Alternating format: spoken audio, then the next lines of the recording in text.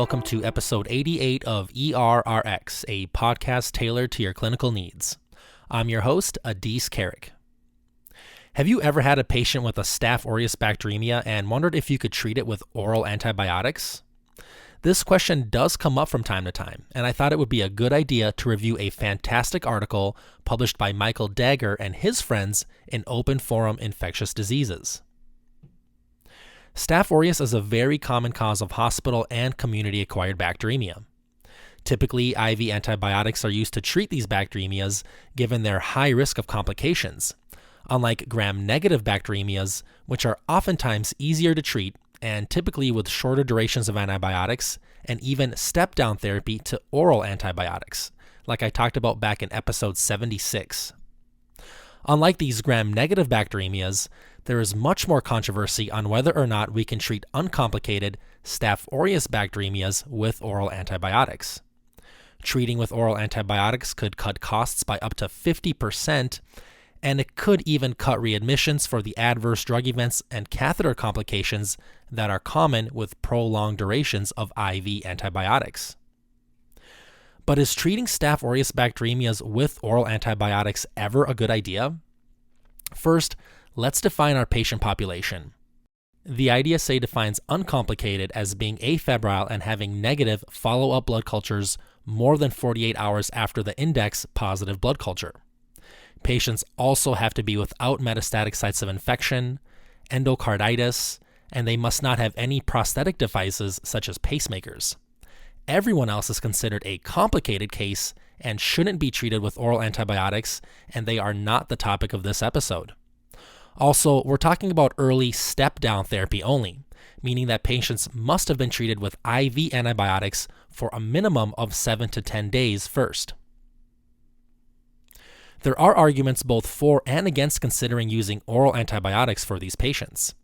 If you're considering it, there are only a handful of oral antibiotics that could even be considered for use, and linezolid is one of them. It's 100% bioavailable and can give you up to 85% cure rates for staph aureus bacteremia. In some small trials, linezolid had similar clinical and microbiological cure rates as continued IV therapy, again after first starting out with IV linezolid and then switching to oral.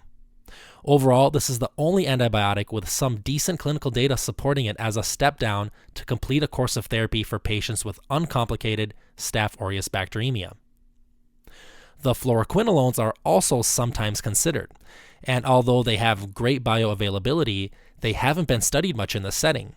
One reason is obvious: staph aureus, and especially MRSA, has high resistance to fluoroquinolones. One of the newer agents, delafloxacin, may have some better activity against staph and MRSA, but again, data is lacking on using even this agent. Overall, given the lack of data and the high risks of using fluoroquinolones in general, this doesn't seem like a good idea. Bactrim is another one that can be considered, but when we look at clinical data, it actually did worse than IV Vanco for staph aureus infections, even when the Bactrim was given IV. Adding rifampin may improve your odds of clinical cure, but until more data comes out, in general, we should not step down to Bactrim. And just for the sake of completeness, clindamycin, doxycycline, and beta-lactams in general shouldn't be considered for step-down therapy. So really, we have 3 possible antibiotics, and only one of those, linezolid, is actually backed by some sliver of decent data. This makes the argument against stepping down to oral antibiotics much stronger. Let's get into that for a second. First, there just isn't enough great data for oral step-down therapy in general, and the consequences of undertreating a bacteremia can be severe. It just doesn't seem like a good risk to take. Also, it's been proven that it's very difficult for us to differentiate between a patient with a complicated versus an uncomplicated bacteremia. In one trial, almost a third of patients thought to have an uncomplicated bacteremia actually had a complicated case. One of the reasons for this discrepancy is that the complications and diagnoses of metastatic infections like epidural abscesses, osteomyelitis, and even endocarditis are often delayed and sometimes missed. And in general, uncomplicated staph aureus bacteremias are pretty rare, with some trials showing that complicated cases are 30 times more common than uncomplicated ones. To wrap up, we don't have much evidence to guide treatment of staph aureus bacteremia in general, let alone guide therapy on using oral antibiotics to treat it. But we can consider the use of oral step-down antibiotics such as linezolid on a case-by-case basis, involving ID experts and shared decision-making with the patient. And remember, this should only be considered after 7 to 10 days of IV antibiotics in very stable, uncomplicated cases. This is never something that should be given upfront out of the ER setting or without discussing with an ID expert. As always, thank you so much for your time, and thank you for wanting to learn more about pharmacotherapy.